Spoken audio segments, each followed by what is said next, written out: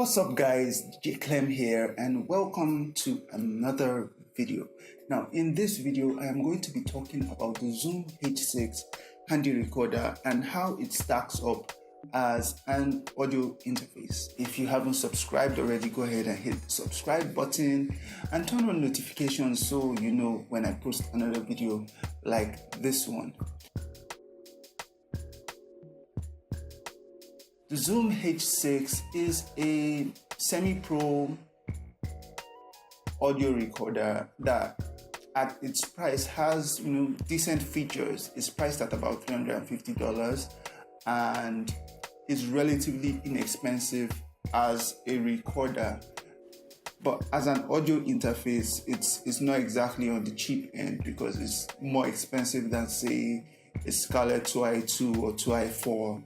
So it's not exactly like a go-to device as an audio interface. But here's the thing, Zoom have given it that feature where you can connect via USB 2.0 to your laptop or desktop as an audio interface in the classic sense. So today I want to kind of get a feel of how it performs as an audio interface, and I'll be using my Scarlett 18i8 as a sort of reference point. So the next audio that you're going to hear is going to be coming from a Boya WM8 lav microphone into the Zoom, and later in the video I'm going to be using it as an audio interface with my AKG C3000 condenser microphone, and then we'll take a look at the results. All right, then let's do this.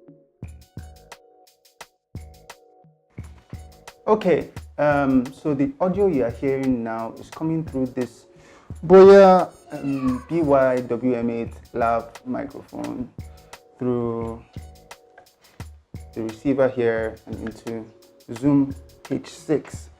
And this is the audio from the Sennheiser Momentums. Now there is no processing whatsoever on either of them. I just kind of matched the levels so you can hear what it sounds like.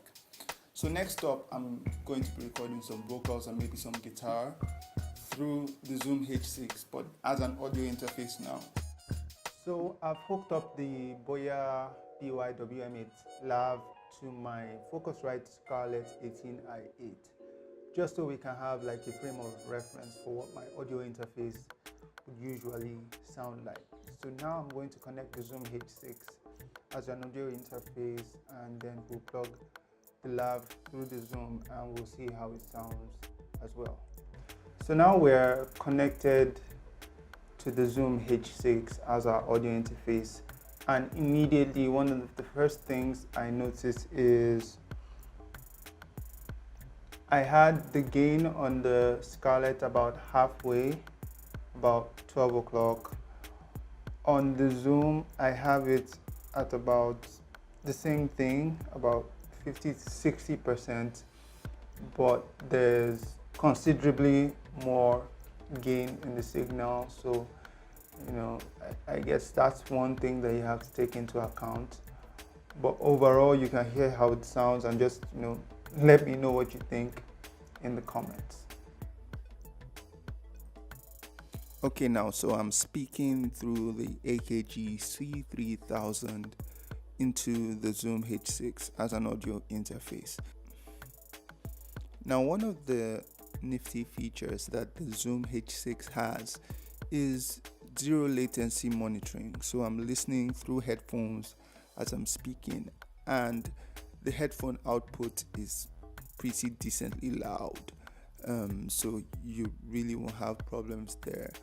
I think the sound is balanced enough, a bit duller than my regular Scarlett 18i8, but like I mentioned before, the output from the preamp is also a bit hotter. I would imagine that you probably get a bit of distortion as a result of that. So yeah, that's it. So next up we'll test my questionable guitar playing. Now there's no processing on this. This is just raw, so you can probably hear like a dull hum. I think that's from my cable or the power supply, but there's some noise in there somewhere. But I decided not to fix it, so we can hear the sound as it is.